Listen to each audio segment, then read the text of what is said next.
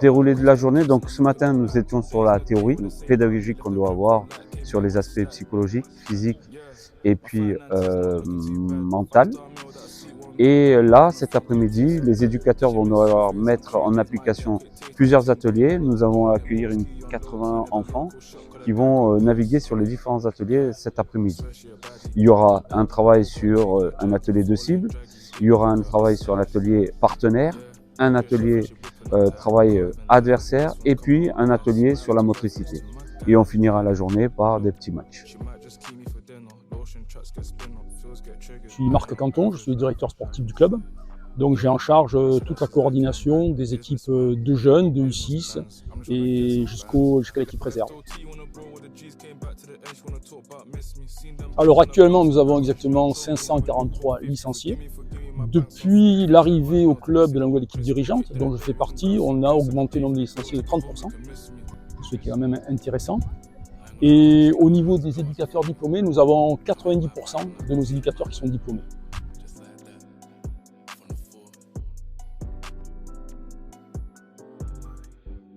Alors rejoindre l'ACEARL, tout le monde peut rejoindre l'ACEARL, bien sûr. On privilégie, c'est vrai, les éducateurs qui ont déjà une formation, qui sont diplômés. Ensuite, nous sommes inscrits dans un circuit, dans un cursus de formation qui permet aux éducateurs d'améliorer leur formation au fil des années.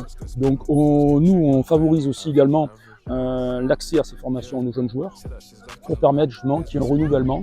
Mais il est vrai qu'on privilégie, c'est vrai, on privilégie les entraîneurs diplômés. Je porte le Saint-Gilles, je suis le sorcier. Je poursuis. Donc il n'y a pas de catégorie privilégiée en termes d'encadrement. Pour moi, toutes les catégories sont importantes. On part de la base. Dès la catégorie U6, on se doit d'avoir des gens compétents qui permettent aux enfants de travailler dans les meilleures conditions. Bien sûr, de prendre du plaisir, parce que cet âge-là, c'est du plaisir. Mais dans le cadre de la politique de la CA, nous, toutes les catégories doivent avoir au niveau de l'encadrement des gens compétents. Il n'y a pas une catégorie laissée de côté par rapport à une autre. Et je dirais même que tous les efforts du club sont portés sur tout l'école de football, le foot d'animation et la préformation, puisque c'est la base qui va nous permettre ensuite de renouveler nos équipes qui évoluent au plus haut niveau dans les catégories supérieures.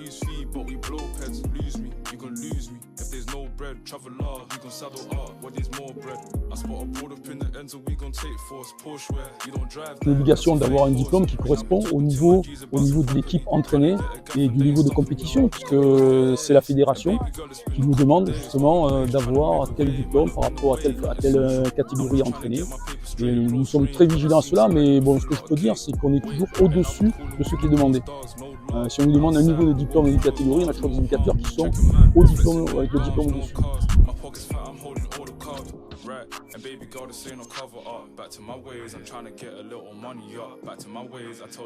Alors c'est une question qui est un peu complexe.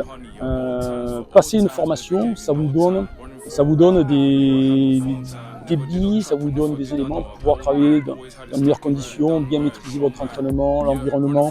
Mais ce qui est important dans le parcours d'un entraîneur, c'est également son expérience, son vécu du joueur, son expérience d'éducateur. Donc c'est un gage de qualité, indéniablement. Nous, c'est pour cela qu'on travaille avec des entraîneurs diplômés, mais ça dépend également de la personnalité de l'entraîneur, ça dépend de son vécu, de son expérience, et tout ça fait à un moment donné qu'on a un éducateur qui correspond à ceux que nous voulons avoir comme éducateurs, c'est-à-dire des gens compétents, mais avec des valeurs morales.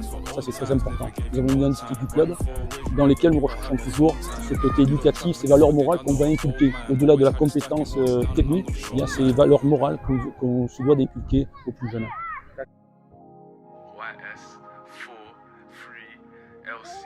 Ça fait partie de notre politique sportive, dans notre volet justement de labellisation du club, dans le volet formation encadrement. Nous essayons justement de sensibiliser les plus jeunes à partir de 17 ans. On peut le voir là, nous avons des jeunes licenciés 17 ans qui interviennent. Nous les sensibilisons et nous leur donnons la possibilité de commencer leur cursus de formation dès leur plus jeune âge.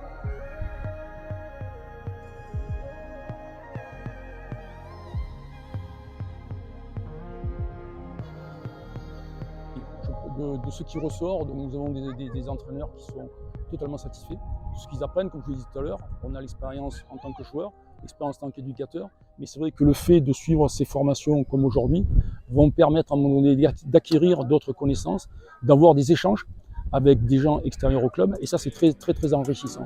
Donc ce qui est intéressant dans ces formations, c'est cet enrichissement du bagage de l'entraîneur qu'il peut acquérir à tout moment en suivant cette formation.